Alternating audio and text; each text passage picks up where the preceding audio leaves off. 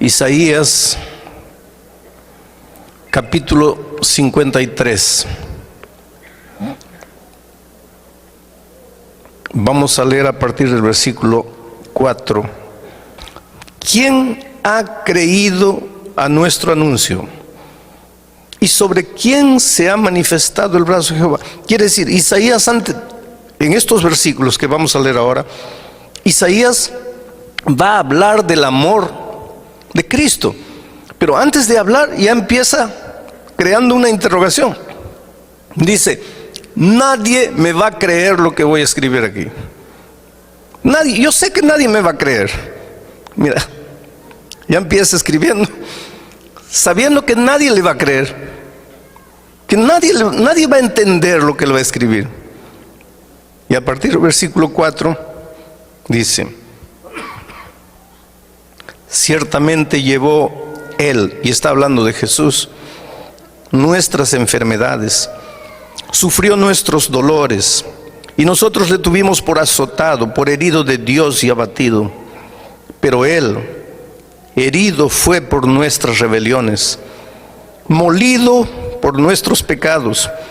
El castigo de nuestra paz fue sobre Él, y por su llaga fuimos nosotros curados. Todos nosotros nos descarriamos como ovejas, cada cual se apartó por su camino, pero Jehová cargó en Él, en Jesús, el pecado de todos nosotros. Angustiado Él y afligido, no abrió su boca. Como cordero fue llevado al matadero, y como oveja delante de sus trasquiladores enmudeció y no abrió su boca.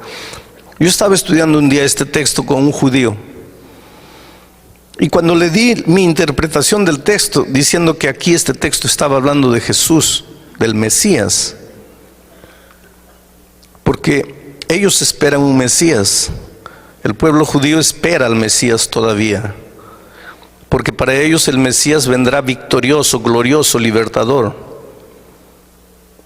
Ellos no pueden entender que el Mesías haya venido humilde, siervo, para morir, porque ellos esperan un Mesías político. Ellos no aceptan un Mesías espiritual. Y cuando yo le di la interpretación de este texto, él me dijo: pastor, esa interpretación que usted hace de este texto es una interpretación inmoral.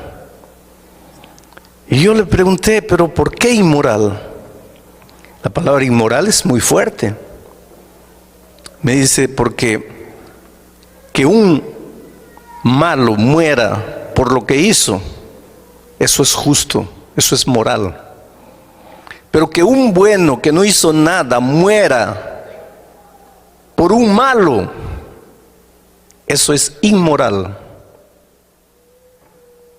Y puede ser, querido, desde el punto de vista humano, la muerte de Cristo en la cruz del Calvario no fue justa, fue inmoral. Pero Dios te amaba tanto que el Señor Jesucristo padeció la más o la peor de las injusticias que alguien pudiese haber sufrido. El día que tú entiendas lo que Jesús hizo por ti en la cruz del Calvario, no te va a quedar otro camino sino apasionarte por Cristo. Porque a veces tú no amas a Jesús porque no has entendido su amor. Te voy a contar una historia. Cuando era muchacho y estudiaba en el colegio, yo estudié en un colegio con internado, el internado de chicas y el internado de varones. Y un compañero mío, estábamos ya en el segundo, tercer año de teología, un compañero mío muy tímido. Esta es una historia linda del amor de la chica más linda del colegio, con el muchacho más feo del colegio. ¿Ya viste una chica linda? Multiplica por 10, esa chica era así, linda. ¿Ya viste un muchacho feo? Multiplica por 10, ese muchacho era así de feo. Pero era, además de feo, tímido, miedoso. No hablaba con nadie, pero muy bueno, honesto, trabajador, luchador, un grande colportor. En los veranos iba, trabajaba en las minas, vendía libros, ganaba dinero, volvía para estudiar. Era el alumno que en el inicio del año tenía todo el año pago porque luchaba, trabajaba duro. Nadie se fijaba en él. Todos teníamos enamoradas, novias, menos él. Un día él llegó con la noticia: Alejandro, estoy apasionado. Le digo, hombre, qué maravilla. ¿Y quién es la chica? Fulana. Fulana era la chica más linda del colegio. Los más lindos, guapos, conquistadores, habladores habían fracasado en conquistarla. Porque ella decía, yo vine aquí para estudiar, no para noviar. Y no le hacía caso a nadie. Y ahora mi amigo dice, fulana. Le digo, mira, yo creo que tú tienes derecho a enamorarte de cualquiera, pero de ella no te veo la mínima posibilidad. Y él me dice, pues yo sé, y es por eso que estoy triste, pero ¿qué hago? Yo la amo, simplemente la amo.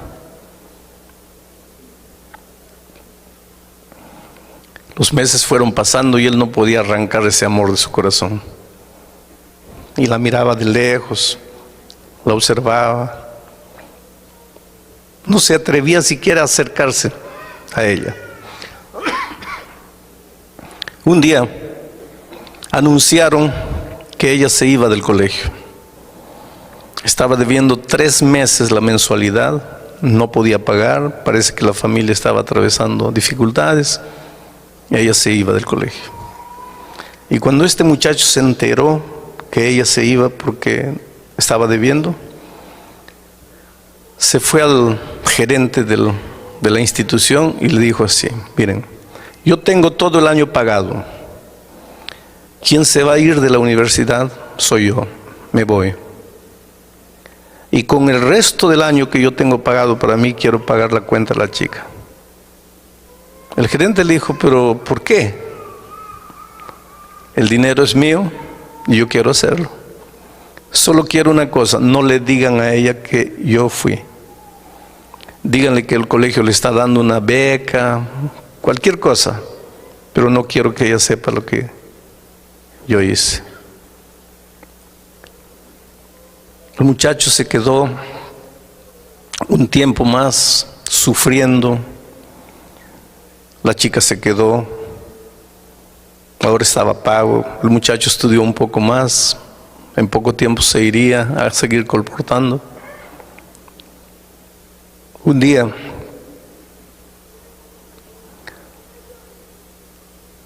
yo lo vi tan deprimido y le dije, mira, ¿por qué no vas y te declaras?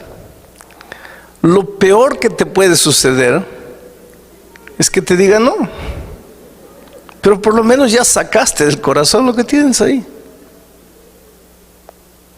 Y él me hizo caso y fue y se declaró.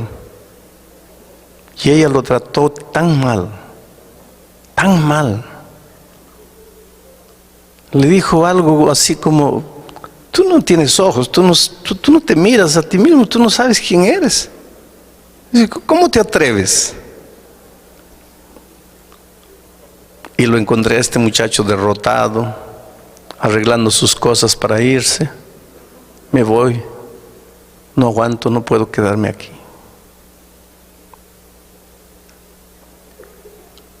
Un día me encontré con la chica. Le dije, mira, tú tienes el derecho de decir sí o no a cualquiera, pero creo que no tienes el derecho de tratar mal a las personas. Tú humillaste a ese muchacho y él te ama. Te ama tanto que tú no tienes idea de lo que él hizo por ti. ¿Sabes por qué no te fuiste el año pasado del colegio? ¿Sabes por qué él salió del colegio?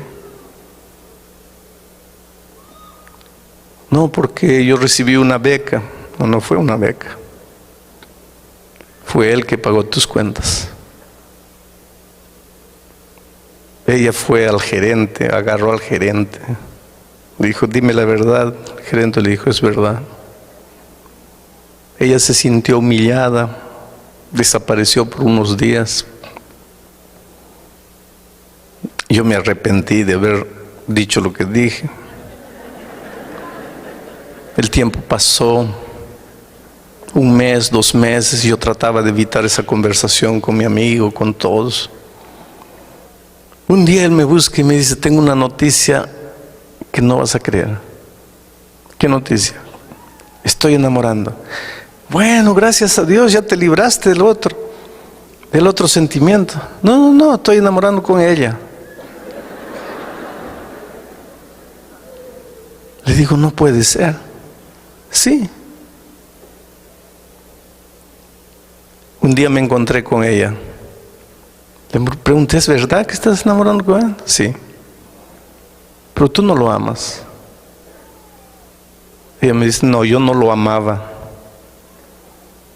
Y cuando yo supe la verdad, yo lloré, me sentí humillada, me sentí mal. Pero después el tiempo fue pasando y comencé a pensar, ¿quién en esta vida sería capaz de hacer por mí lo que él hizo? Sin siquiera querer que yo sepa. ¿Quién podrá amarme en este mundo más que ese muchacho? Y un día pensé para mí misma, ¿cómo tendría el valor de no amar a alguien que me ama tanto? Y se casaron y fueron felices. ¿Cómo tendría el valor de no amar a alguien que me ama tanto?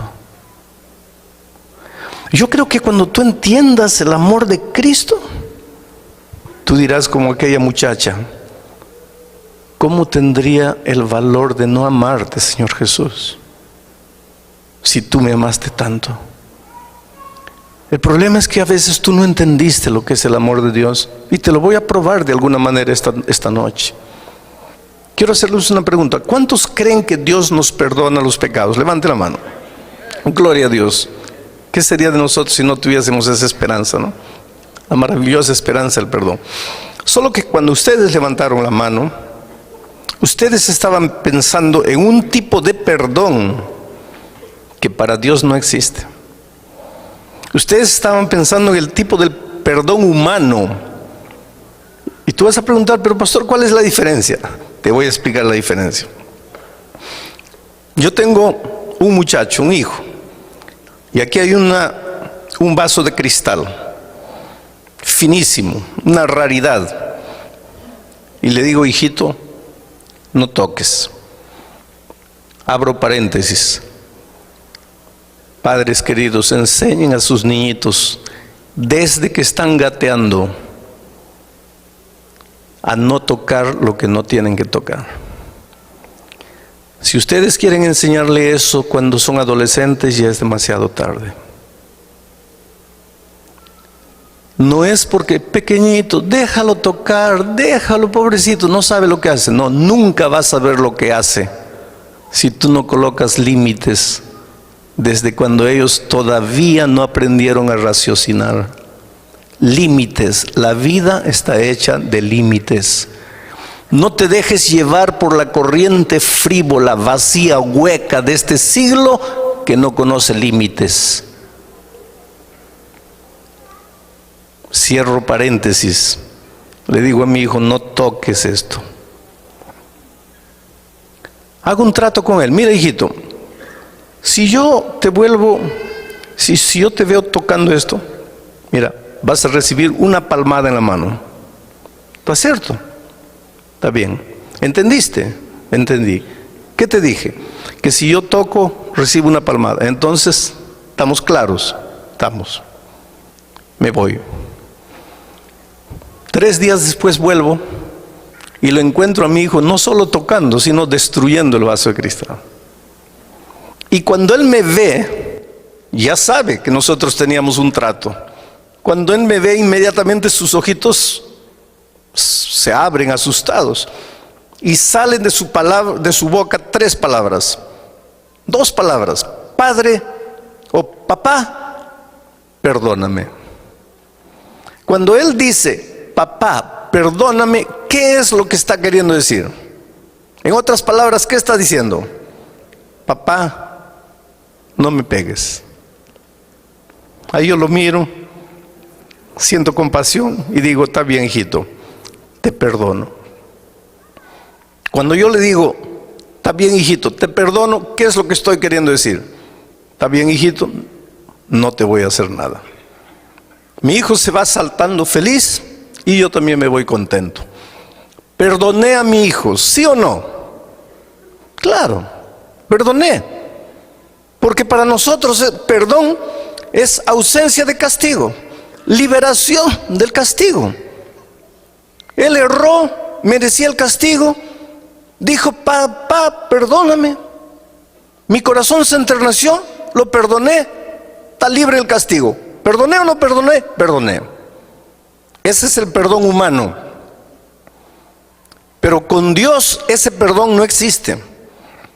¿Sabes por qué? Porque Dios es Dios y su palabra es eterna. Su palabra no cambia. No es como la mía que digo: vas a recibir y después no, ya no vas a recibir. No, no es así. Yo soy hombre, mi palabra cambia, pero la palabra de Dios no cambia nunca. Y la Biblia dice: la paga del pecado es la muerte. Por lo tanto, quien pecó tiene que morir. No hay otro camino. Y la Biblia dice más: todos nosotros pecamos y por lo tanto estamos destituidos de la gloria de Dios. La Biblia dice más: no hay justo ni siquiera uno. Todos merecemos morir. Todos nosotros estamos condenados a muerte. Todos nosotros ya nacemos condenados a muerte. Pero no queremos morir. Nadie quiere morir. Entonces levantamos los ojos al cielo y decimos: Padre, perdóname.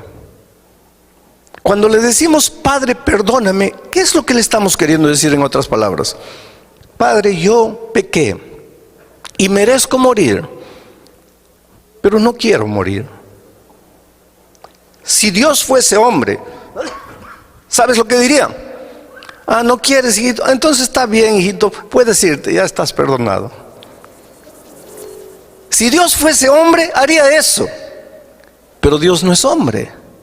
Dios es Dios. Y su palabra es eterna. Y si dice que el salario del pecado, la paga del pecado es la muerte, entonces la paga del pecado es la muerte. Y por otro lado, el enemigo de Dios está bien atento a lo que va a hacer Dios. Porque si Dios le dice al hombre: pecaste, pero estás libre, viene el enemigo y dice: espera un poco, ¿qué dice tu palabra? El salario del pecado es la muerte. Él pecó, ¿por qué lo estás dejando ir? Por otro lado, si Dios hace que el hombre muera como consecuencia de su desobediencia, viene el diablo y dice: qué abusivo eres, pobrecito, solo porque es una cosita. Parece que el diablo lo agarra a Dios entre la espada y la pared. Si Dios hace una cosa, está mal. Si Dios hace la otra cosa, está mal. ¿Qué hace Dios? Ahí entra el amor maravilloso de Cristo. Porque Dios quiere perdonar al ser humano. Dios quiere que el hombre no sufra la consecuencia de su desobediencia cuando él se arrepiente, cuando él reconoce que está en pecado. Pero tiene que cumplir al mismo tiempo su palabra que dice que el salario del pecado es la muerte. Ahí se levanta la persona maravillosa del Señor Jesucristo. Porque Jesús le dice a su Padre: Padre, mira, antes de que el hombre sufra las consecuencias de su desobediencia, porque todos pecaron y están destituidos de la gloria de Dios.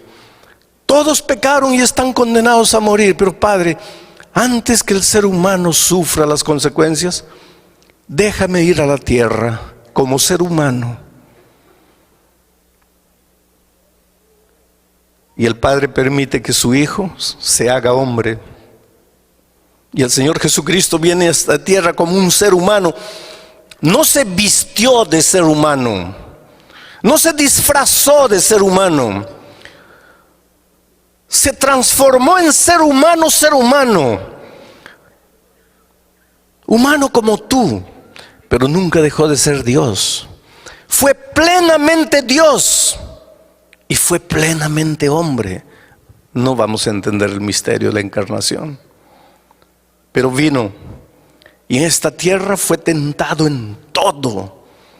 No hay una tentación que tú sientas en la vida que Jesús no haya probado. La peor de las tentaciones. Tú puedes decir, no, pero en los tiempos de Él no había este tipo de... Querido, todas las tentaciones, de todos los tipos, de todos los tiempos, de todas las características, Jesús sufrió en carne propia. En el desierto, las 3 tentaciones que Él sufrió abarcaban la vida toda en su plenitud. Fue tentado al máximo. Y te digo más, Él sufrió una tentación que tú y yo no podemos sufrir nunca. ¿Sabes cuál es? Jesús era Dios, pero cuando vino a esta tierra hizo un trato con su Padre, que en esta tierra no usaría sus poderes divinos sin el consentimiento de su Padre. Y el diablo trataba de que Él usase sus poderes divinos para Él, sin el consentimiento del Padre, porque sabía que si Él hacía eso, pecaba. Esa tentación tú no tienes, porque tú y yo no tenemos poderes divinos, pero Él tuvo. Y la Biblia dice, fue tentado en todo, pero sin pecado. ¿Quién me redarguye de pecado?, pregunta Él. El enemigo, que es especialista en hacer pecar y después echarte los pecados en la cara. Yo lo desafío que apunte un mínimo, una partícula de pecado en la vida de Cristo. No hay.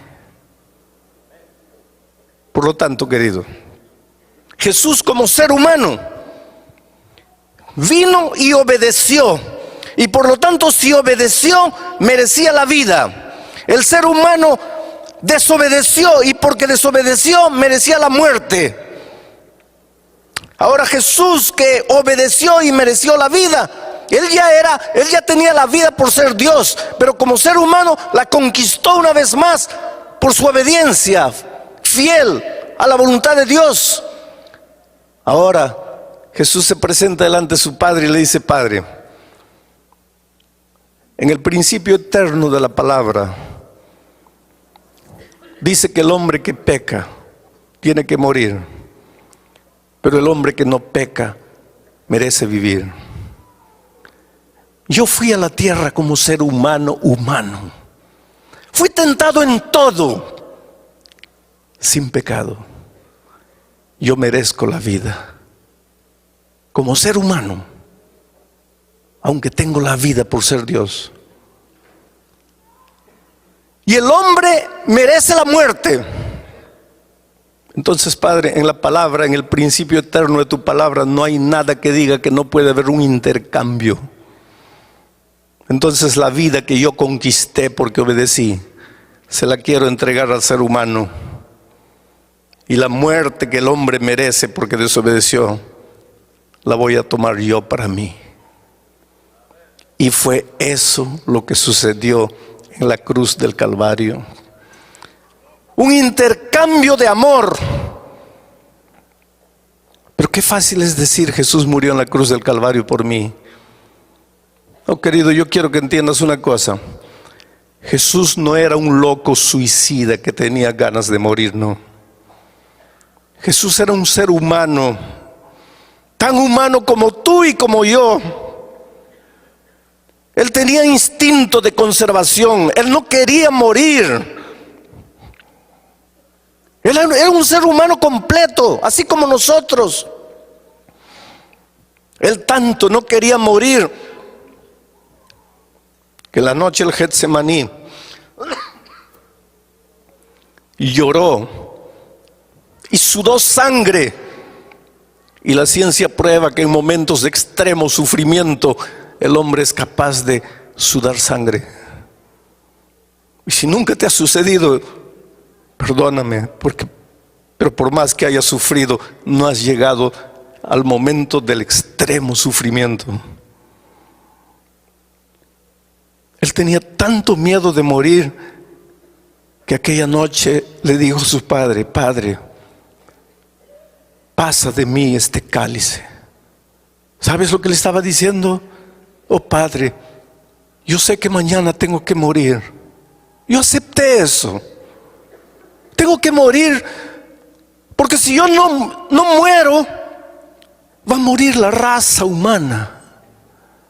Y yo amo al ser humano y no quiero que mueran. Y aunque yo tengo miedo de morir, yo acepto la muerte. Pero si tú pudieses hacer otra cosa para salvar al hombre sin que yo muera, oh Padre, yo me sentiría feliz, pero que sea hecha tu voluntad y no la mía.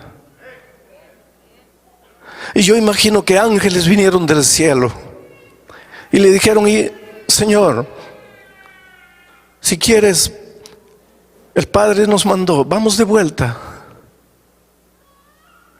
Y yo te digo una cosa: hubo un momento, y tal vez tú nunca pensaste en eso, hubo un momento en que en las manos de Jesús estaba tu vida o tu muerte. Mi vida o mi muerte eterna en un momento estaba en las manos de Jesús aquella noche. Y yo no sé por qué me amó tanto, pero me amó y me ama. Y aunque tenía miedo de morir, aceptó morir. Para que entiendas mejor este asunto del intercambio, quiero que pienses en lo que pasó con la muerte de Cristo. Había un delincuente famoso llamado Barrabás, el peor de los delincuentes de aquel tiempo. La policía lo buscaba, la sociedad tenía miedo de él, y unos días antes de la muerte de Cristo lo aprehendieron, lo juzgaron y lo condenaron a la muerte de cruz. La muerte de cruz era la peor de las muertes. ¿Saben por qué? Porque era una muerte sanguinaria, era una muerte fría, calculada, premeditada. La muerte de cruz era preparada para hacer sufrir, porque clavaban al hombre en una cruz, lo clavaban en las manos y en los pies. Eso no era una muerte para matar instantáneamente, porque si le clavasen en el corazón o en la mente, todavía. Pero no, lo clavaban en las manos y en los pies. ¿Quién muere porque le clavan las manos y los pies? Nadie. Y después levantaban la cruz y el hombre se quedaba colgado ahí, sangrando. La ley decía que nada podía dársele de comer, nada podía alcanzársele a no ser un poco de vinagre en una estopa y pasarle por los labios. Ahí estaba el hombre, colgado en la cruz. De día el sol caliente de aquellas tierras lo quemaba. La sangre chorreaba, se secaba en sus brazos. Las moscas venían, él clavado, no podía moverse. En la noche, el viento helado de la montaña lo castigaba como un latigazo. Al día siguiente, el sol de nuevo lo quemaba.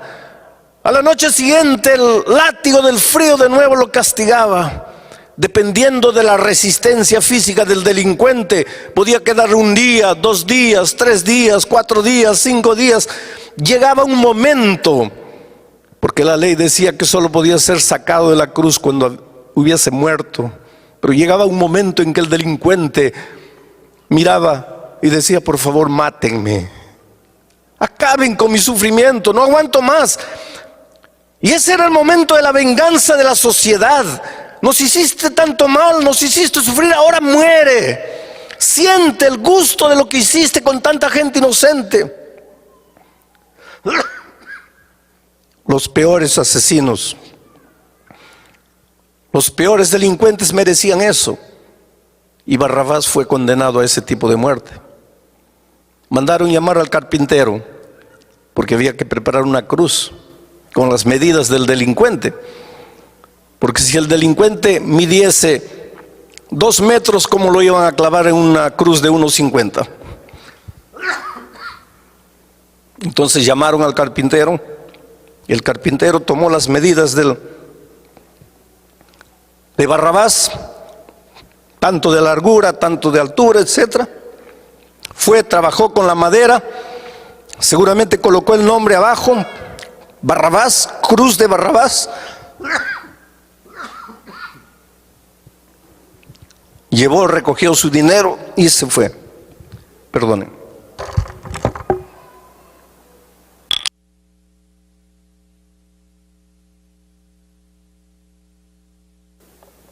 Ahí estaba la cruz de Barrabás, con el nombre de Barrabás, con las medidas de Barrabás.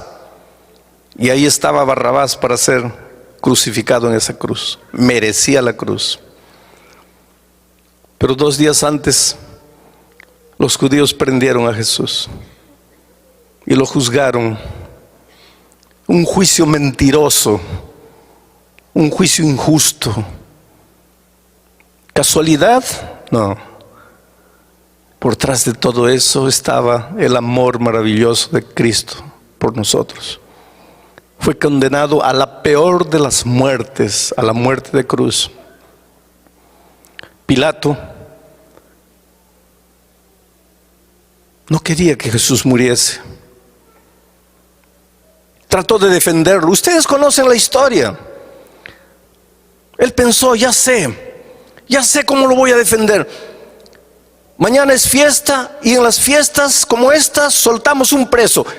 Voy a colocar a Jesús, pero voy a pedir al pueblo que escoja con otro preso. Voy a escoger al peor de los presos, a Barrabás, y con toda seguridad la gente va a querer que libere a Jesús y que matemos a Barrabás, y yo me lavé las manos y Jesús está libre.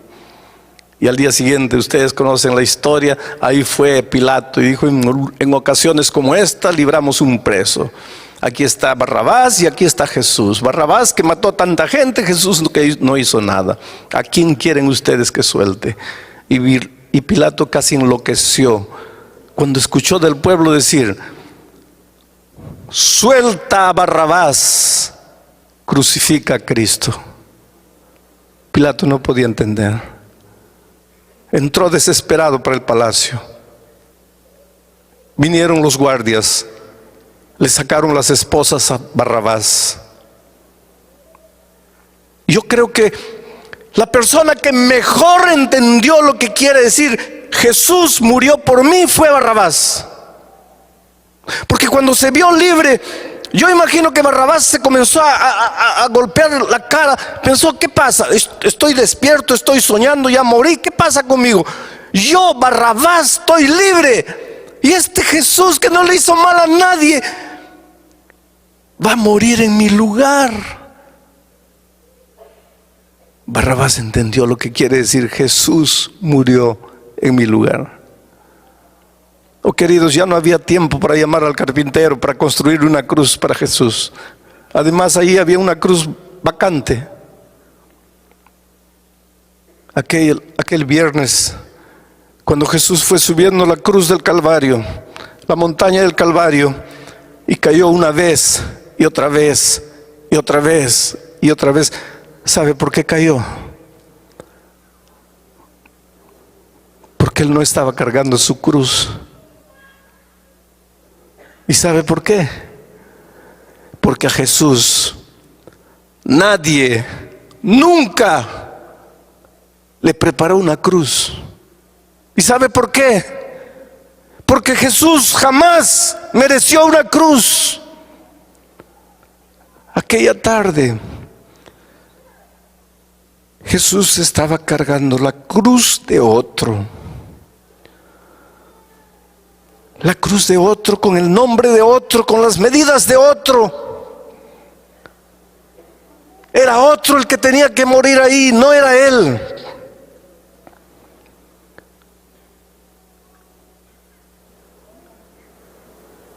Llegaron al topo de la montaña, colocaron la cruz en el suelo, extendieron el cuerpo de Cristo, lo clavaron, lo levantaron. Con el peso de su cuerpo, sus carnes se rasgaron. En ese momento el velo del templo se rasgó La oscuridad envolvió a la ciudad de Jerusalén. Era de tarde y los pájaros ya se iban a los nidos. Las bestias corrían en los campos desesperadas de un lado para otro, presintiendo en su irracionalidad que algo extraordinario estaba sucediendo. Solo el ser humano, la más inteligente de las criaturas, no se daba cuenta de lo que estaba haciendo. Jesús murió. ¿Quiénes lo mataron? Los judíos. Así pensamos, ¿no es cierto? Cuando yo era chico, mi madre tenía un libro llamado Primeros Pasos. Ya no existe ese libro. Había ahí el cuadro de la crucifixión de Cristo. Y yo le preguntaba a mi mamá, ¿quién es este que está en esta cruz aquí? Ella me decía, ese es el buen ladrón.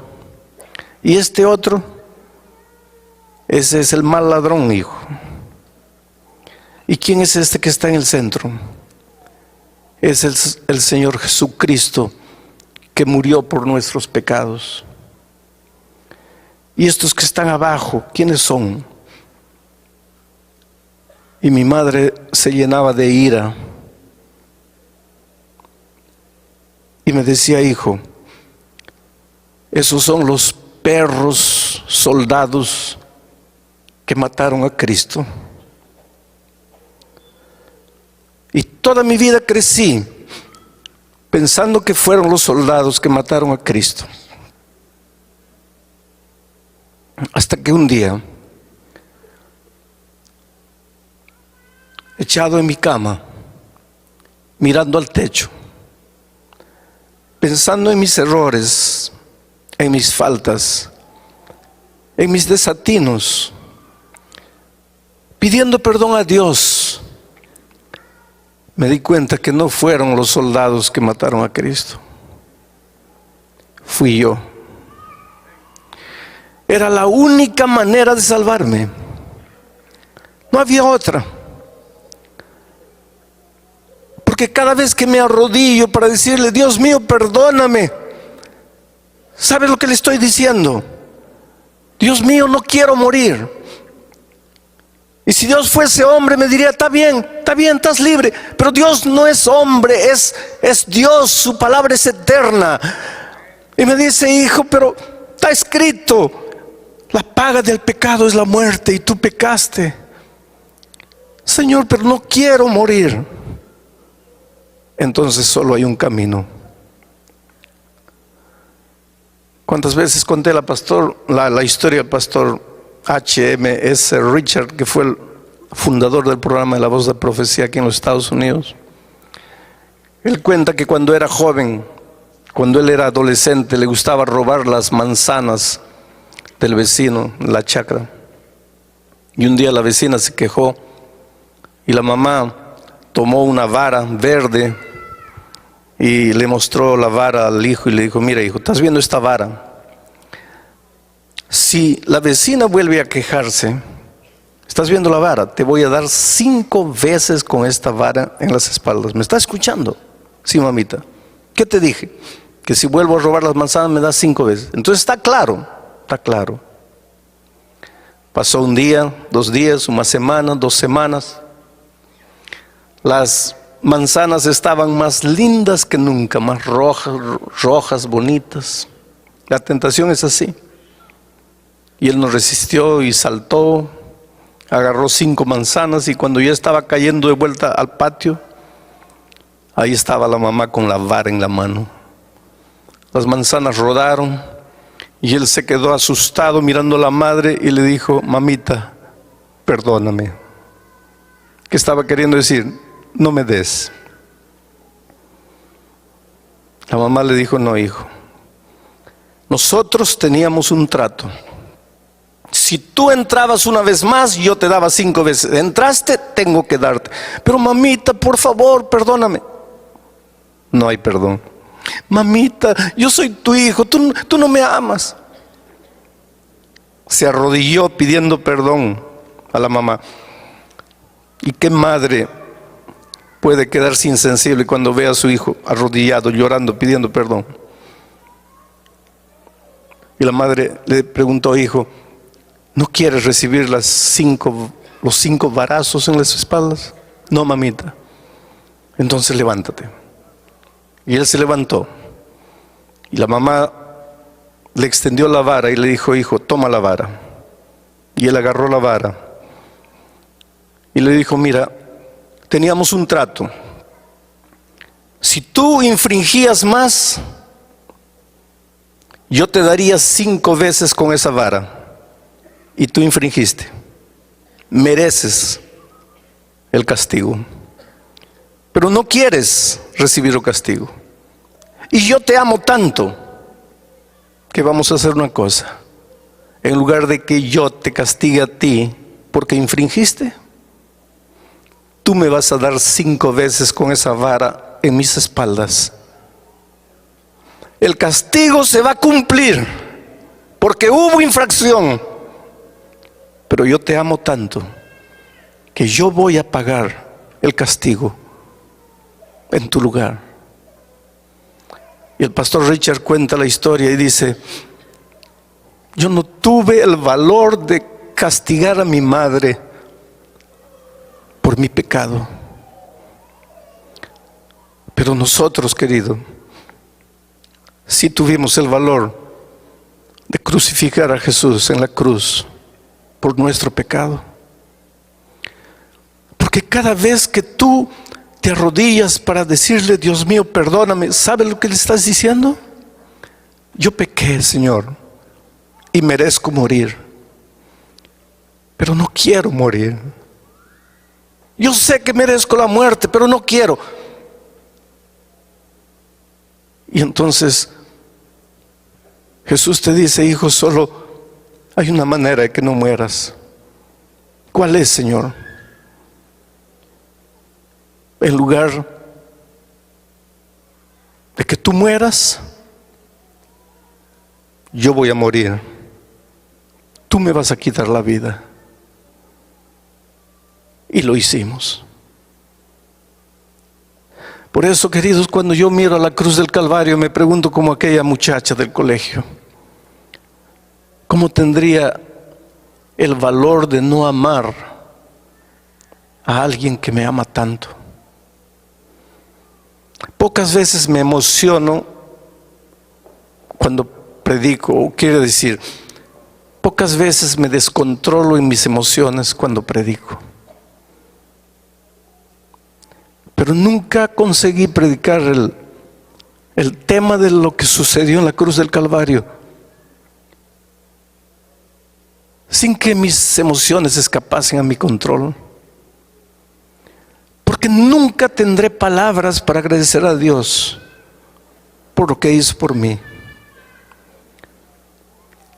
¿Qué hubiera sido de nosotros si el Señor Jesús no hubiese estado dispuesto a morir en la cruz? Por eso esta noche te voy a hacer una invitación. Esta invitación no es para los miembros bautizados de la iglesia. Las personas que se han levantado anoche y han venido aquí tampoco necesitan levantarse esta noche, porque anoche ya tomaron su decisión. Esta invitación es para ti, querido, que estás empezando a estudiar la Biblia, estás empezando a conocer a Jesús, que tal vez esta noche entendiste el amor maravilloso de Jesús por ti. Y quieres decirle: Señor, yo no sabía que tú me amabas tanto. Yo no sabía lo que significaba Jesús murió por mí. Pero yo te entrego mi corazón. Yo te doy mi vida. Yo quiero que tú me guíes en esta tierra. Vamos al texto bíblico esta noche. San Juan, capítulo 3. El mensaje de esta noche va a responder una pregunta: ¿por qué, aunque entendemos lo que Jesús hizo por nosotros, nuestro corazón se resiste a amarlo? Porque creo que nadie duda del amor maravilloso de Jesús. Y si alguien no lo entendía anoche de alguna manera, tiene que haber entendido alguna cosa. La muerte de Cristo no fue una muerte accidental, fue una muerte propositada. Él vino aquí sabiendo que iba a morir, vivió todos sus años en esta tierra sabiendo que iba a morir. Él sabía lo que había venido, te estaba buscando y murió para poder encontrarte. Dio su vida, entregó todo por ti. Allá en la cruz del Calvario, con sangre, Él escribió: ¿cuánto vales tú? Tú vales mucho más de lo que imaginas. Si tú no valieses como a veces piensas, como a veces tú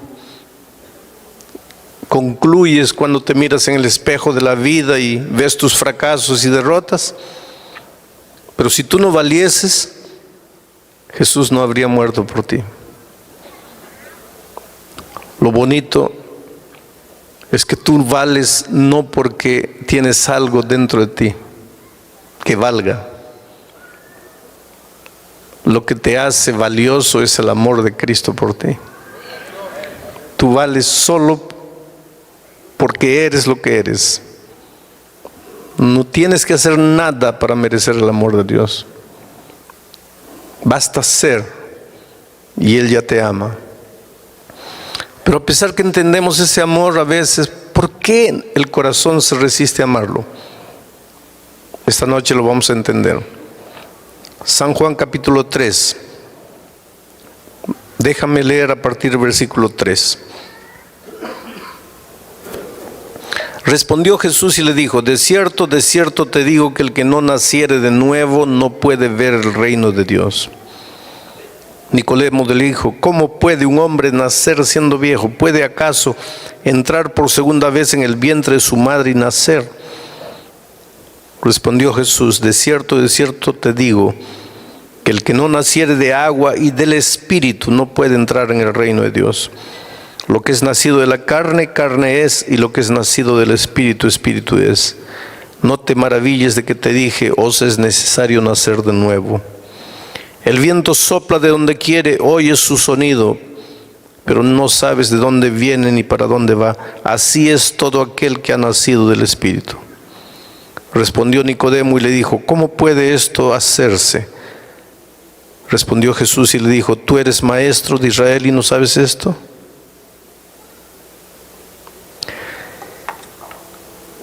Nicodemo era un líder de iglesia.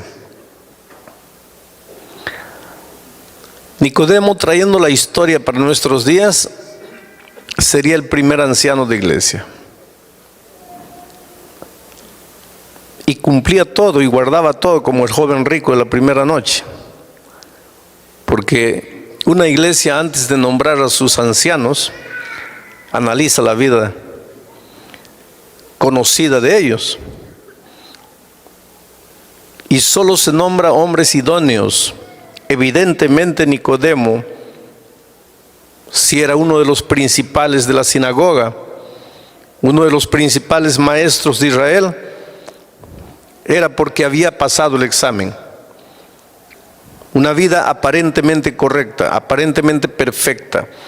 Cumplía todo, guardaba todo, seguía todo. Pero Nicodemo no era feliz. Se sentía perdido. Perdido dentro de la iglesia. Es posible guardar todo, cumplir todo y estar perdido. La historia de Nicodemo nos prueba que sí. Es posible ser un anciano de iglesia, un ministro, un líder de iglesia, y no haber pasado nunca por la experiencia de la conversión. La experiencia de Nicodemo nos prueba que sí. Nicodemo no podía dormir una noche. Se levantó y fue a Jesús. No le fue difícil encontrar a Jesús porque él conocía el camino, él conocía la teoría. Él conocía la doctrina. Él sabía dónde estaba Jesús. Él sabía cómo encontrarlo. No demoró mucho para encontrarlo. Cuando salió de casa, Nicodemo pensaba así: voy a llegar, voy a arrodillarme delante de él y le voy a decir: Señor, por favor, ayúdame porque estoy perdido, aun cuando soy un líder de iglesia. Pero cuando llegó delante de Jesús, el orgullo habló más alto. No pudo arrodillarse y pedir ayuda. ¿Por qué? Porque era un líder. ¿Sabes? Los líderes cargamos a veces una tragedia en la vida. Porque los líderes pensamos que hemos sido colocados en este mundo para dirigir, no para ser dirigidos. Pensamos que hemos sido colocados para aconsejar, no para pedir consejo. Y sin embargo, ¿cuántos líderes están muriendo por dentro porque necesitan de consejo, necesitan de ayuda, pero son líderes? El líder no puede ser comandado, él tiene que comandar. Pobre Nicodemo, cuando llegó delante de Jesús, lo que más quería era decir: Señor, ayúdame. Pero él era líder y su orgullo habló más alto. Y le dijo: Señor, maestro, rabí, he venido aquí para hablar contigo de maestro para maestro, porque yo también soy un maestro. Y estudiando la Escritura, he llegado a la conclusión que tú puedes ser el Mesías. Entonces ahora vamos a sentarnos y dialogar. Quiero que me expliques. Y Jesús lo miró, dice el texto. Y cuando Jesús te mira, querido, no vale la pena que trates de fingir, de aparentar. Porque cuando Jesús te mira, te desnuda. A veces nosotros delante de los hombres nos vestimos bien, aparentamos una cosa, otra cosa. Podemos hacerlo delante de los hombres, pero delante de Jesús no. Él sabe todo, Él ve todo. Jesús lo miró y sabía que aquel hombre no estaba necesitando de conversar, de dialogar, de doctrina, de estudio. Él conocía todo eso demasiado. Y por eso Jesús fue al punto. De cierto te digo, tienes que nacer de nuevo. Nacer de nuevo. Ahora dime una cosa. ¿Tú crees que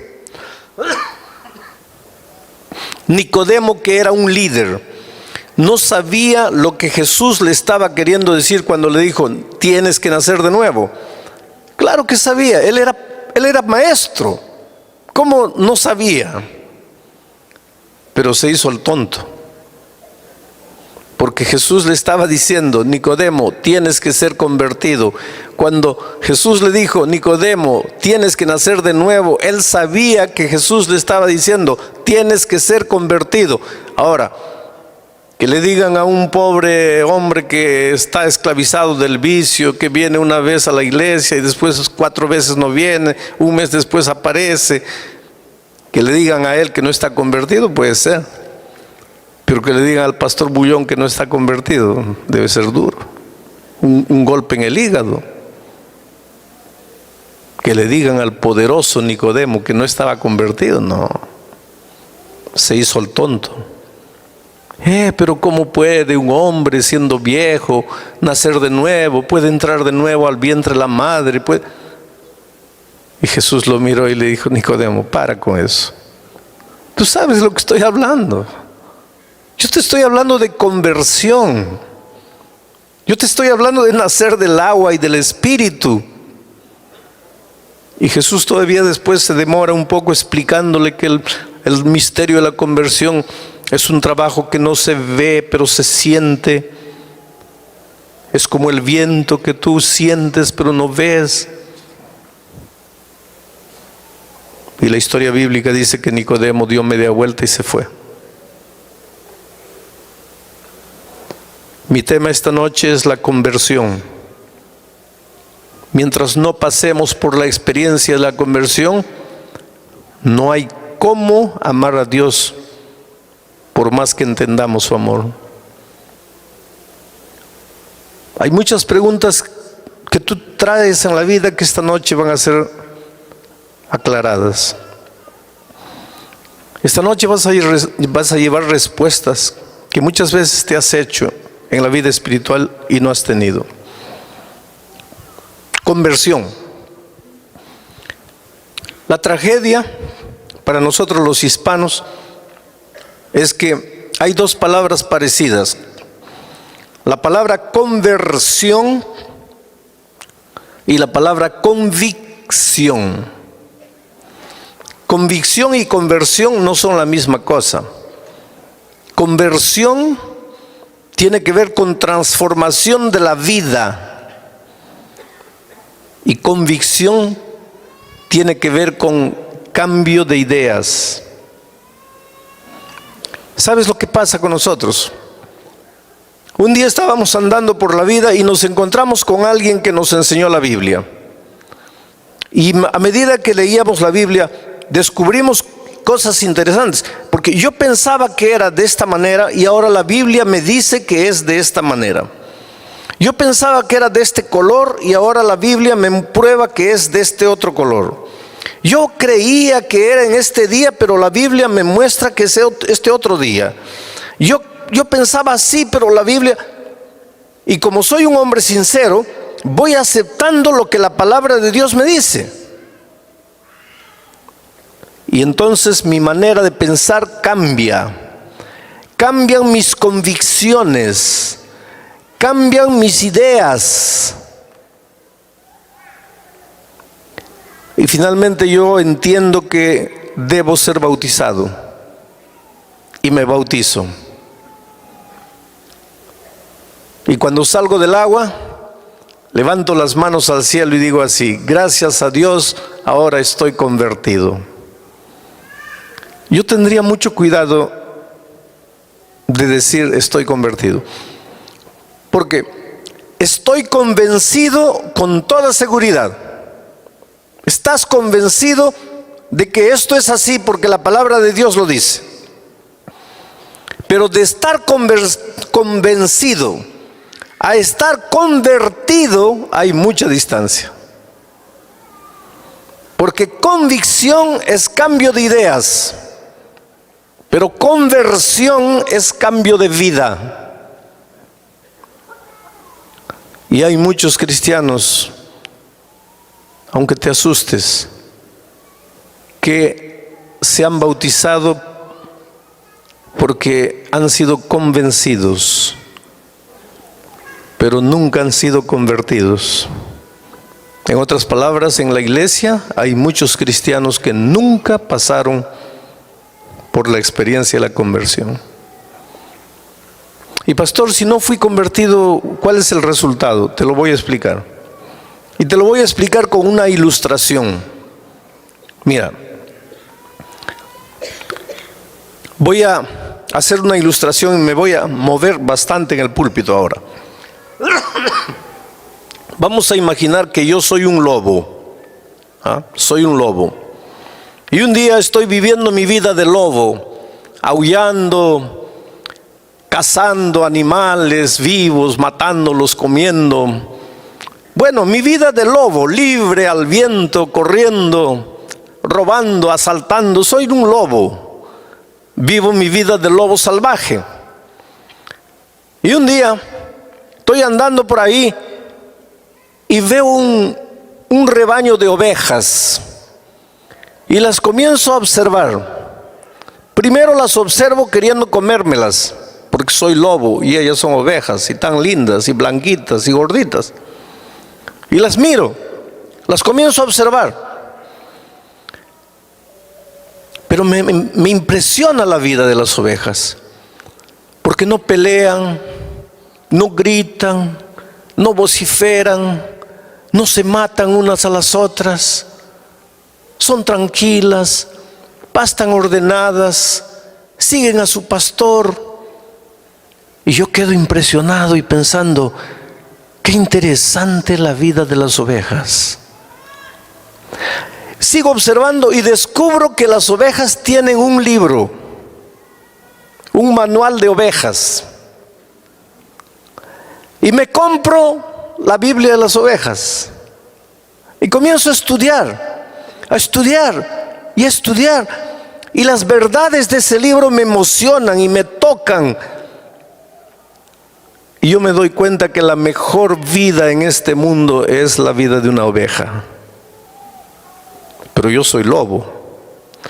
Pero ahora yo llego a la conclusión de que quiero ser una oveja, pero yo soy lobo. Pero después de estudiar la doctrina de las ovejas y el libro de las ovejas, descubro que no hay vida mejor que una vida de oveja. Por lo tanto, yo quiero ser una oveja.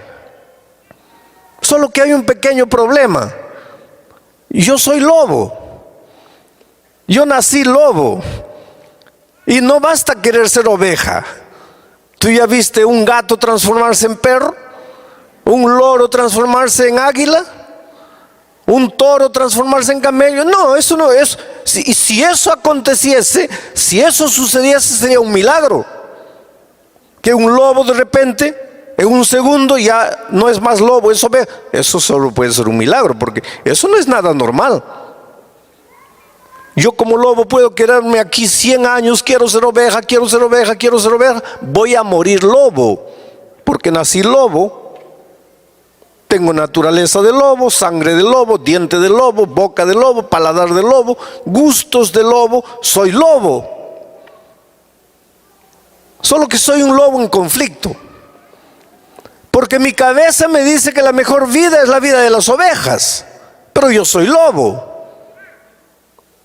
Entonces, ¿qué pasa? Decido unirme a las ovejas. Solo que si yo me voy así como lobo, las ovejas van a huir despavoridas. Entonces, para que no corran de mí, me visto de oveja. Me coloco una piel de oveja. Me bautizo. Cuando salgo del agua, ya salgo vestido de oveja. Ahora parezco oveja. Y me junto con las ovejas, y las ovejas ya no corren de mí. Entonces yo ya comienzo a vivir con las ovejas. Pero yo sigo siendo lobo.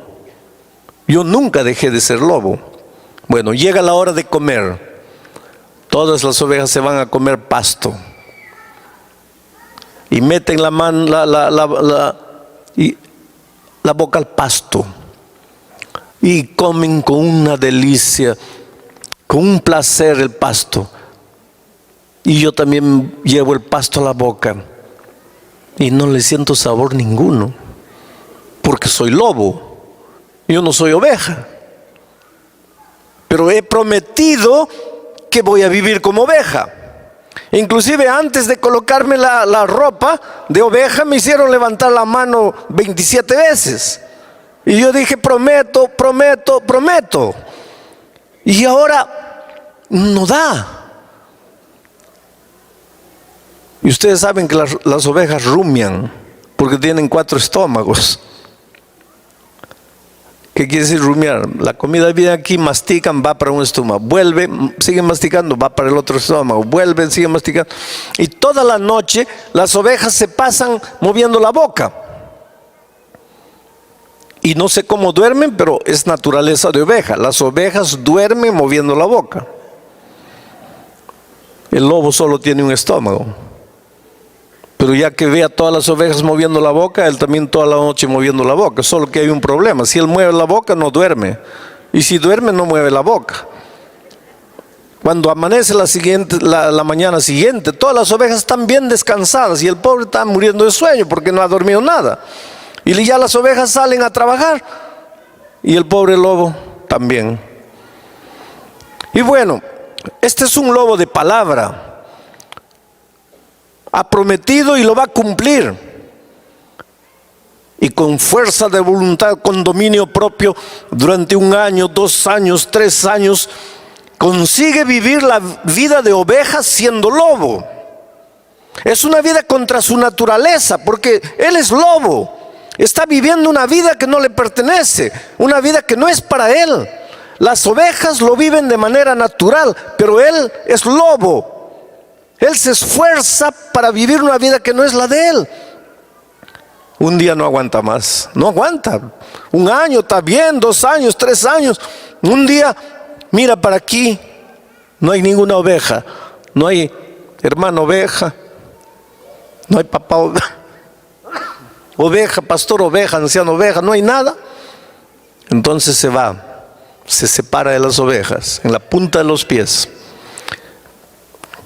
Nuevamente mira, no hay nadie, agarra su piel de oveja y la mete debajo de una piedra y sacude el cuerpo. Ahí está el lobo y se pierde en su mundo del lobo y come como lobo y grita como lobo y aúlla como lobo y hace todo lo que un lobo hace y que él siempre debería haber hecho. El viernes en la tarde vuelve, se da un baño, se viste la ropa de oveja y el sábado está en la iglesia sentado ahí con su Biblia cantando. Y tú te puedes reír, querido, pero lo que tú no sabes es que este pobre lobo sufre porque es un lobo sincero. Y hay momentos que él se arrodilla y levanta los ojos al cielo y dice: Dios mío, ¿qué culpa tengo de haber nacido lobo? Yo no quiero ser lobo. No aguanto más esta vida hipócrita. Mi cabeza me dice tengo que vivir de esta manera, pero mi cuerpo me lleva para otro lado. Y un día en su desesperación clama a Dios y le dice: Señor, ayúdame, no quiero ser más lobo. Y llora delante de Dios y le dice: Señor, quiero que hagas un milagro en mi vida, no quiero ser más lobo. Por favor, te suplico, transfórmame, conviérteme en una oveja de verdad. No quiero ser lobo vestido de oveja, quiero ser oveja con sangre de oveja, con cuerpo de oveja, con carne de oveja, con paladar de oveja. Y Dios en su maravilloso amor desde el cielo escucha la plegaria de ese lobo y lo toca. Y en un segundo, con el toque divino, ese lobo se transforma en una oveja de verdad, se convierte en una oveja de verdad, con naturaleza de oveja. Ahora ya no es más lobo disfrazado de oveja, ahora pasa a ser oveja de verdad. Cuando llega el momento de comer pasto y todas las ovejas van a comer y él también mete la boca, ¿le va a sentir sabor al pasto? Ahora sí, porque ahora es oveja. Ha pasado por el milagro de la conversión. Mi pregunta para ti, querido, es la siguiente: ¿cuándo fue el momento que tú te arrodillaste? Que tú lloraste delante de Dios, que tú clamaste, que tú dijiste: Señor, no quiero ser más lobo, quiero ser oveja. ¿Cuándo fue el momento en que Dios te tocó y te dijo: a partir de este momento ya no eres más lobo, eres oveja? Porque hay una cosa, la palabra de Dios dice que todos nosotros nacimos lobos. Todos nacimos pecadores y estamos condenados a la muerte. No hay justo ni siquiera uno, no hay quien busque el bien. Engañoso es el corazón y perverso, ¿quién lo conocerá? Aunque te laves con lejía, tu pecado está delante de mí, dice Dios. La intención del corazón es el mal. Nosotros hemos nacido con naturaleza pecaminosa, con naturaleza de lobo. Pastor, no le entiendo. ¿Qué es naturaleza pecaminosa? Te lo explico. Cuando Adán y Eva fueron creados con naturaleza perfecta. Ellos no tenían inclinación al pecado. Adán y Eva no sentían ganas de pecar nunca. Eran perfectos. Para ellos obedecer era como para ti es respirar. ¿Tú te esfuerzas para respirar? No. Nadie se esfuerza para respirar. La respiración es algo natural. Bueno, para Adán y Eva, antes del pecado, Obedecer era como respirar, era natural. Pero cuando ellos pecaron, y me vas a decir, pero ¿por qué pecaron si era natural la obediencia para ellos? Oh querido, cuando ellos pecaron, de cierta manera fueron contra su naturaleza perfecta. El pecado de ellos fue un pecado frío, consciente, calculado, contra su naturaleza. Pero cuando ellos pecaron, perdieron esa naturaleza. E instantáneamente adquirieron una naturaleza extraña llamada la naturaleza pecaminosa.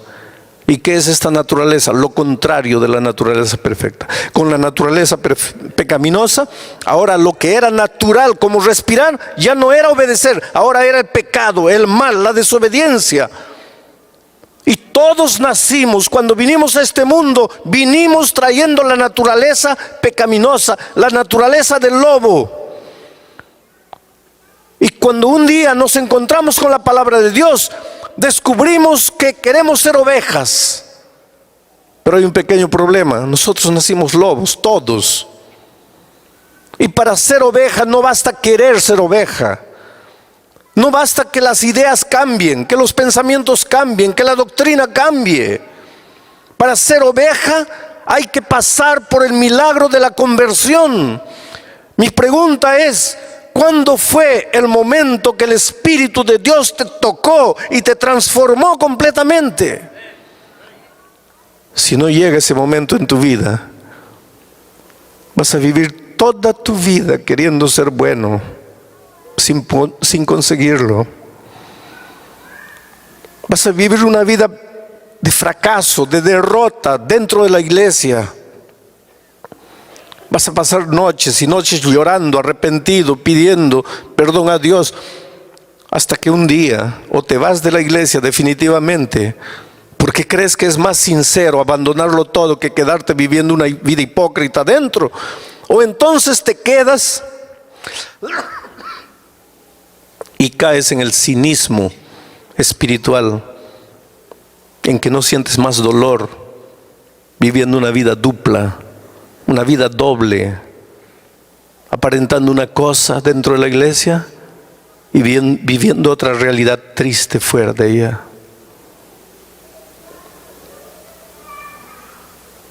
Pastor, ¿hay remedio? Claro que hay remedio.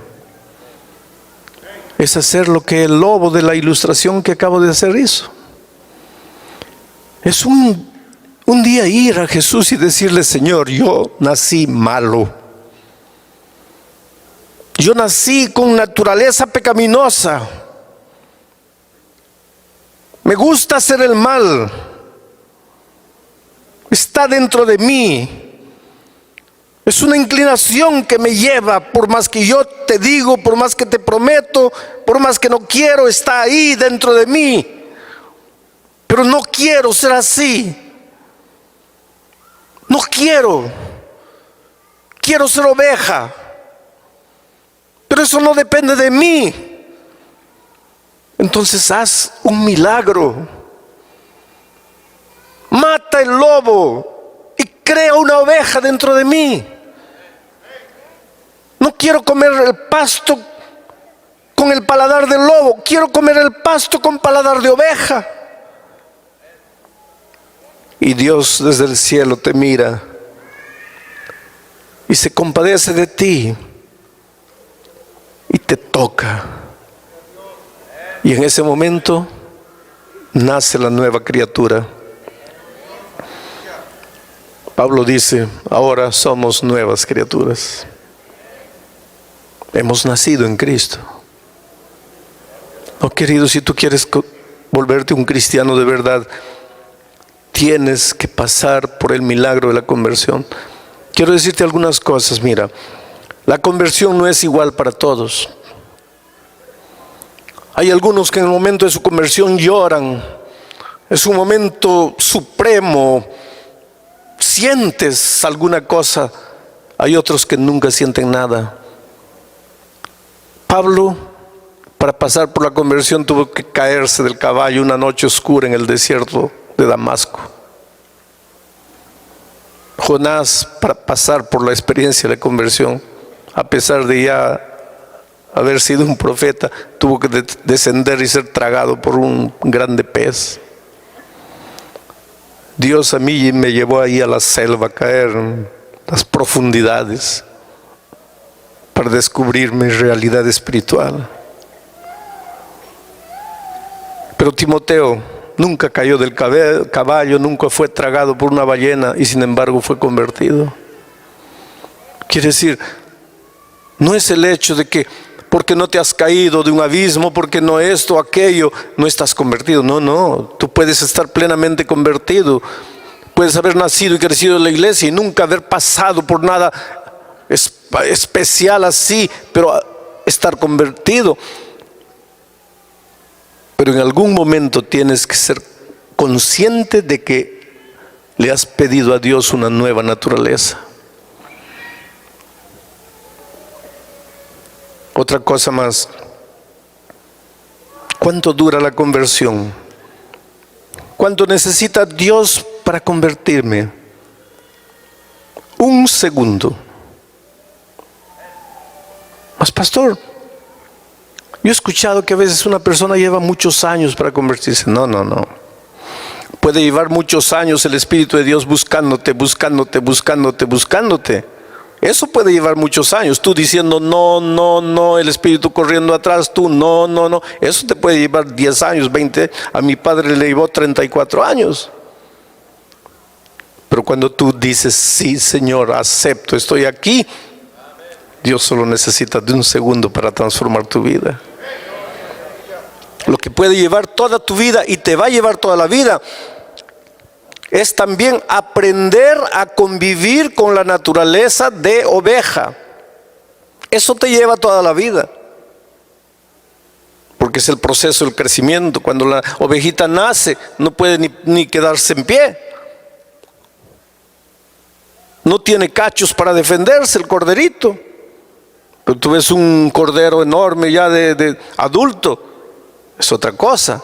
Ese proceso de crecimiento puede llevarte mucho tiempo, la vida toda. Pero el milagro de la conversión es instantáneo.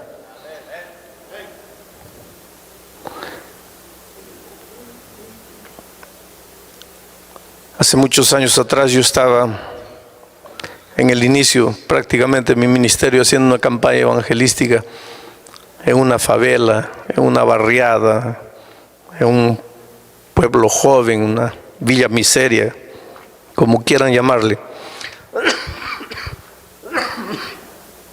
Esos barrios pobres que aparecen así en las periferias de las grandes ciudades. Y era un muchacho, yo un joven pastor lleno de entusiasmo, de sueños, hacer grandes cosas para Dios. Me habían dicho que la favela aquella era muy peligrosa. Inclusive la policía a veces entraba ahí solamente para cazar bandidos. Pero decidí hacer la campaña evangelística ahí.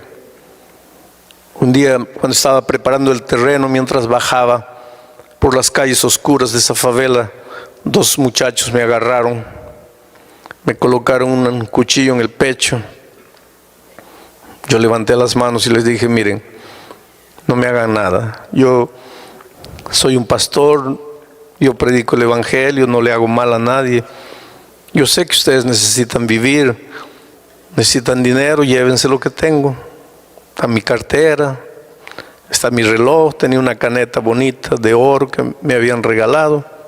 Está ahí, no tengo más nada, déjenme mis documentos, dejen mi Biblia. Ellos me quitaron todo y se fueron.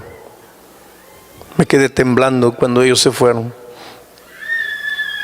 Pensé, el diablo está queriendo que no haga esta campaña y no me va a asustar. Yo la voy a hacer. Y seguí trabajando. Llegó el primer día de la campaña. Una expectativa. El pequeño salón estaba lleno. Empecé a predicar. Allá al fondo había un muchacho que me miraba con un gorro, Cuando yo miraba a otro lado, él me estaba mirando. Cuando yo lo miraba, él se agachaba. Cuando yo miraba a otro lado, yo sabía que él me estaba mirando. Yo lo miraba, él se agachaba. Por ese detalle, el rostro de él quedó marcado en mi mente. La segunda noche no apareció. La tercera noche no apareció más. Pero la primera noche las chicas bonitas, recepcionistas, habían tomado los nombres. Y yo empecé a visitar las casas de las personas. Y fue así que llegué a la casa de este muchacho. Cuando lo vi, él estaba ahí sin ropa, sin camisa. Se escondió. La madre salió. Pregunté, vine a visitar a Jorge Roberto. ¿Quién es usted? Soy su amigo. Él no tiene amigos. No, pero yo soy su amigo. Inclusive él me dio su dirección. Él no está. Le dije, sí está, yo lo acabo de ver. Dígale que venga, quiero hablar con él. Él salió, su cuerpo lleno de cicatrices, tatuajes, mal encarado. Me miró así, dice, ¿qué quieres? Dije, mira, tú estuviste la primera noche y no volviste más. Y yo vine a visitarte. ¿No te gustó la reunión de la primera noche? ¿Por qué no volviste? Él me dijo, tú sabes por qué no volví. Le dije, ¿por qué? Tú sabes lo que estoy diciendo. No te entiendo. Me dice, tú me reconociste. No, te estoy reconociendo. Tú estuviste la primera noche y no te vi más. Me dice, yo soy uno de los que te asaltó. Te tiré, te saqué del dinero, el reloj. Le dije, mira, tú eres uno de esos.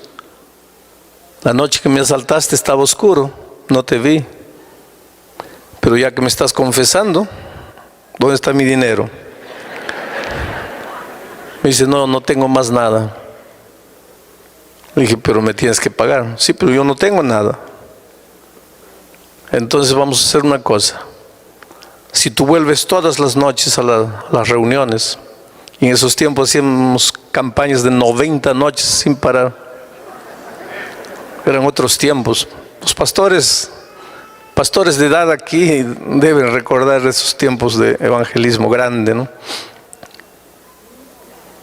Y dije, si no pierdes una noche, la deuda está pagada.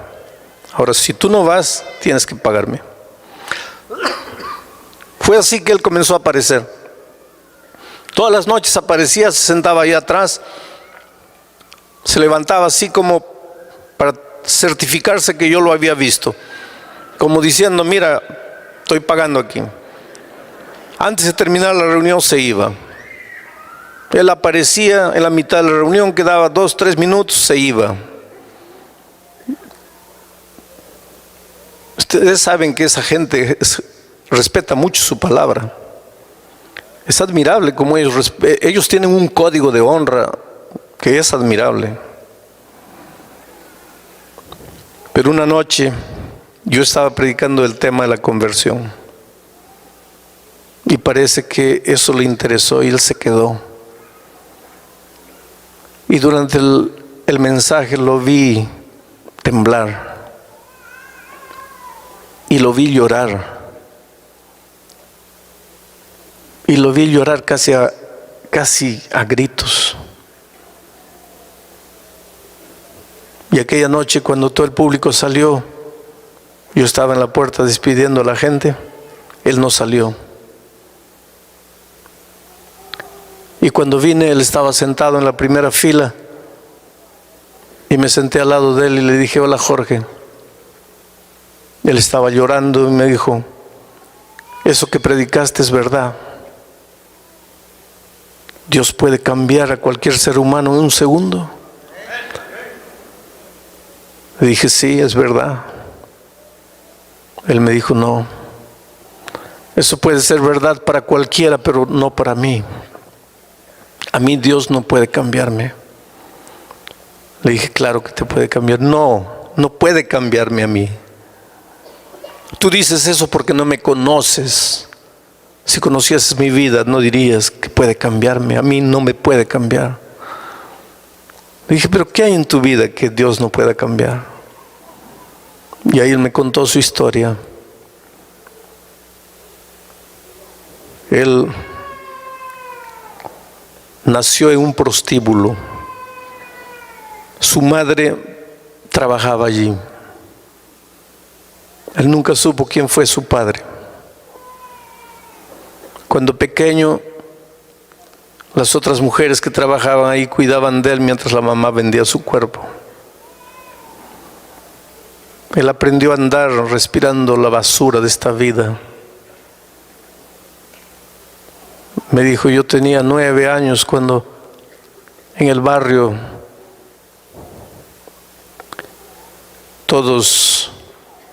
yo siempre le preguntaba a mi mamá, ¿quién es mi papá? Ella decía que no sabía.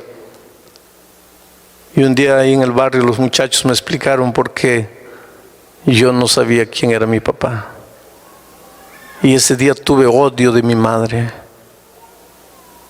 Pero mi madre era todo lo que tenía. Cuando yo tenía 12 años, mi madre quedó tuberculosa. Comenzó a botar sangre por la boca. De mañana había ido al puesto médico, le habían dado una receta, pero no había dinero para comprar remedio. Estaba ahí en la cama, toda la sábana manchada de sangre. Yo solo tenía 12 años. Salí con la receta en la mano a buscar ayuda con toda la gente. Nadie quería ayudarme. Bajé a la ciudad, pedí ayuda con la receta en la mano. Nadie me escuchaba. Algunos me arrojaban un centavo. Fue entonces que me quedé en una esquina parado, mirando a las mujeres con joyas, con cadenas de oro. No sé de dónde saqué fuerzas, me avalanché sobre una mujer, le arranqué la cadena y corrí. Subí aquí a la favela, yo sabía quién vendía, quién compraba oro aquí. Vendí, con el dinero volví a la ciudad, compré el remedio de mi madre, llegué a mi casa a la noche, le entregué a mi mamá los remedios, pero ese día yo descubrí que dentro de mí se quebró un vaso de cristal. Ese día entendí que yo no necesitaba de nadie para poder vivir. Si el mundo había sido malo conmigo, ahora el mundo se arrepentiría de lo que me había hecho. Y a partir de ese día comenzó mi carrera de delincuencia. Mírame, me dijo, yo he hecho todo lo que puedes imaginarte en la vida. Imagina lo peor de lo peor, yo ya hice. He abusado de mujeres. He matado, he robado, he asaltado, porque cuando niño arrancaba y corría, después fui creciendo, ya me dio vergüenza estar corriendo. Entonces agarré un cuchillo, un revólver, comencé a sacar las cosas por la fuerza. Fue así que te agarré, fue así que te saqué tus cosas. Soy un viciado en drogas, vendo droga para poder sobrevivir. Ahora tú vienes y me dices así, Dios puede cambiar tu vida en un segundo. ¿Cómo quieres que te crea? ¿Cómo Dios puede cambiarme? Le dije, no sé, muchacho. Yo solo sé que Dios puede cambiarte si tú quieres. Hice una oración con él, se fue y no volvió más.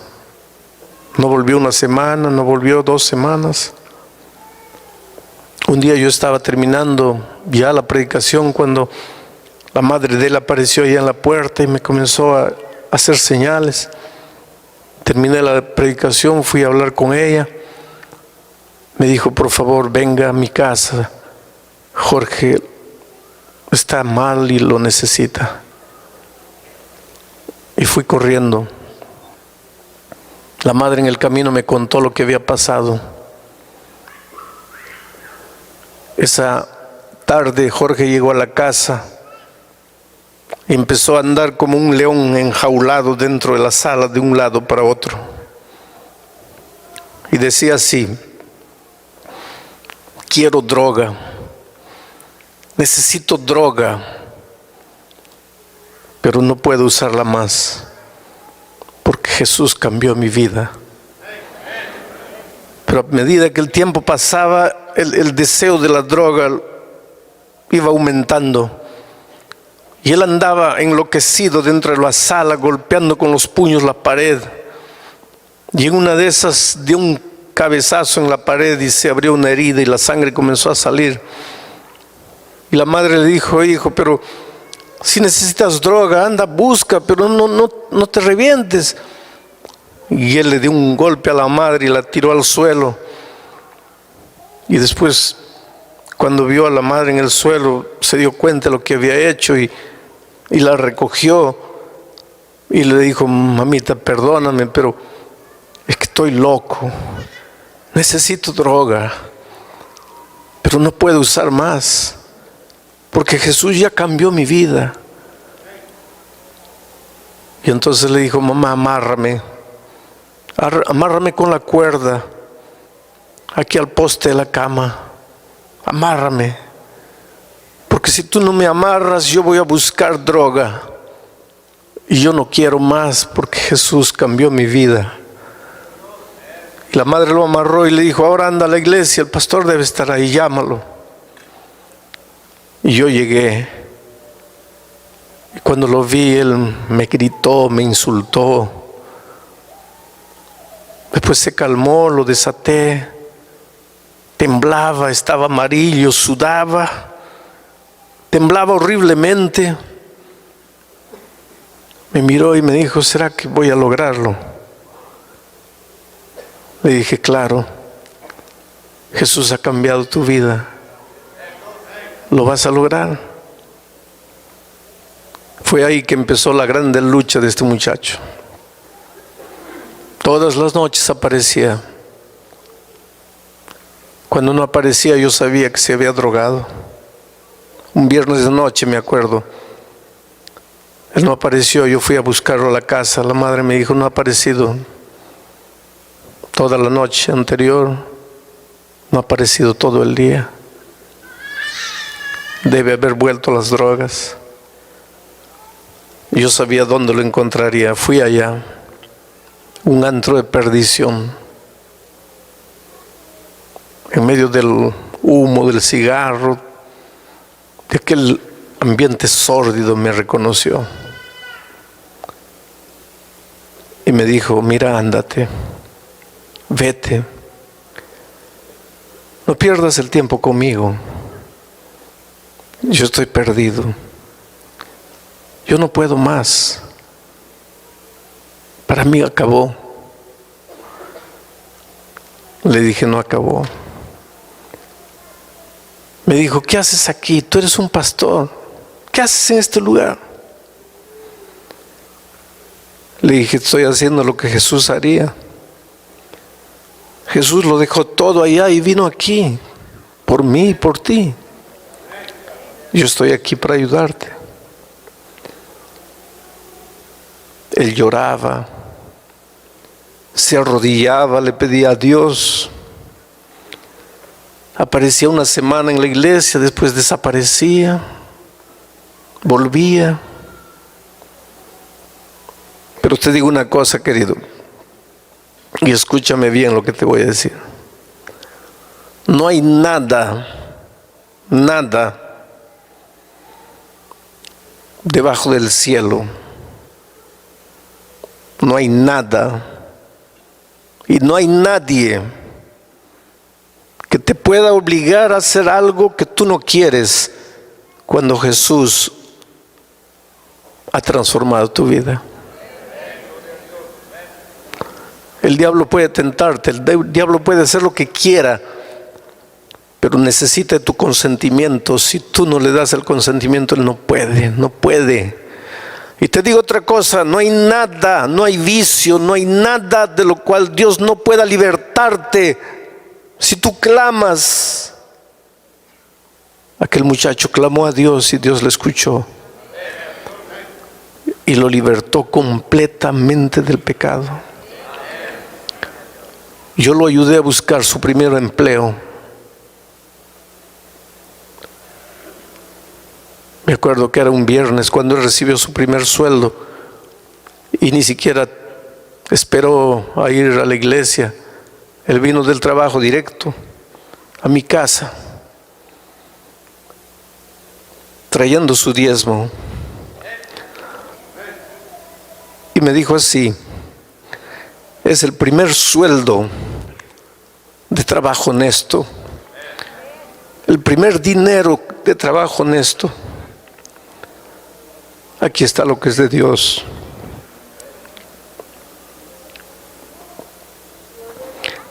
Llegó diciembre, llegó el bautismo.